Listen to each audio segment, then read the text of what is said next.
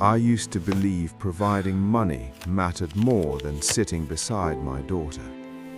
Every morning I left before sunrise, telling myself sacrifice looked exactly like love. I wore exhaustion like honor and called absence the price of responsibility. My daughter stopped asking when I would come home before bedtime anymore. At first, I barely noticed because my phone never stopped vibrating with work.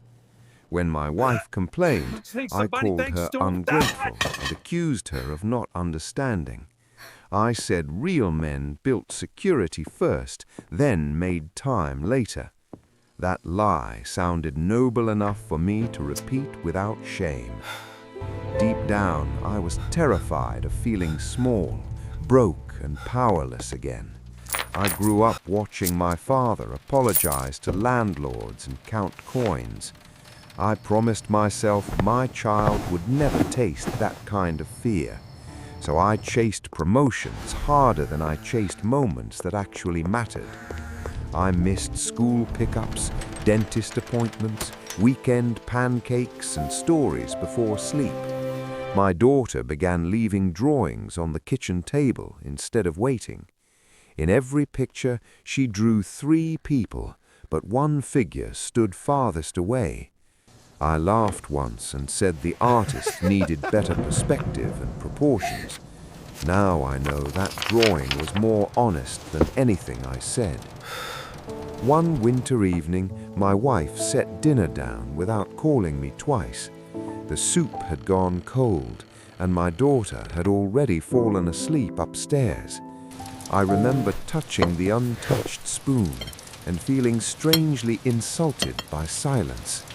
Instead of guilt, I felt anger because nobody thanked me for working. That was the ugliest part. I believed effort erased every other failure.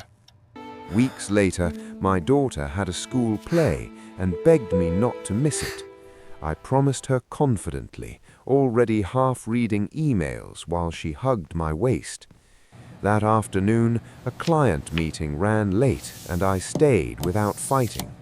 I told myself missing one event would not break a child forever.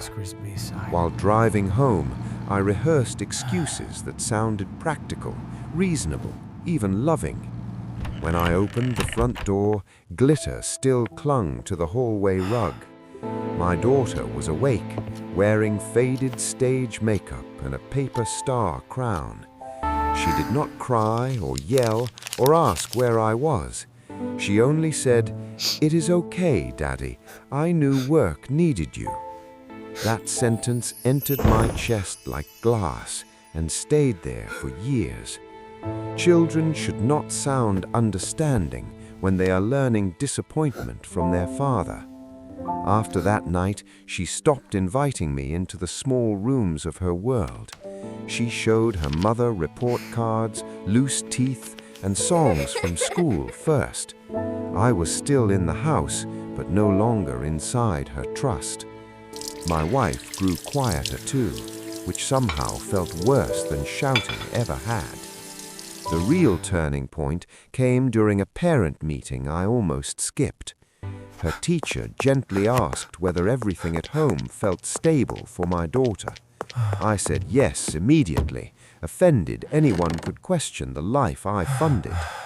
Then the teacher showed me a writing assignment about her safest place. My daughter wrote that safety was when Mummy read softly after doors stopped slamming. She wrote that Daddy loved hard things more than he loved listening. I stared at those crooked pencil letters until my face burned hot.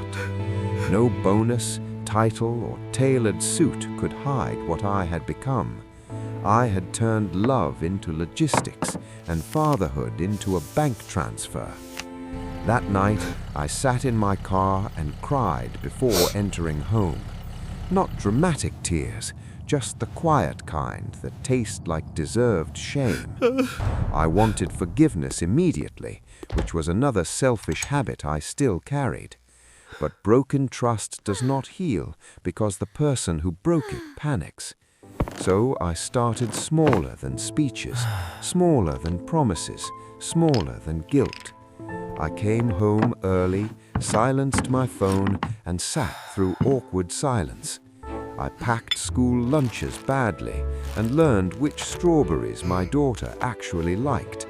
I listened when she spoke slowly, even when every answer exposed me.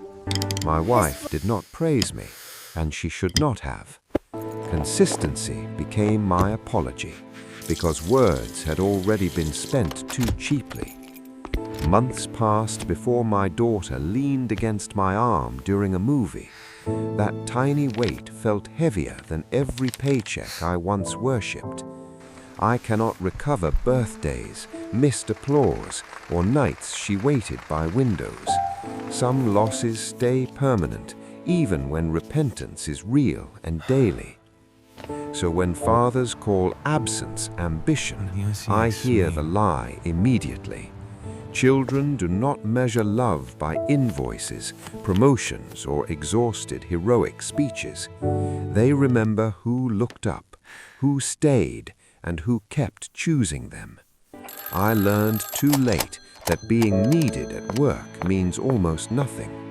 Being Daddy, I trusted made at this for home you. For is me? the wealth Oh, I thank you, should have sweetie. protected So first. sweet, honey. I love it. If you love your child, do not make later the center of everything.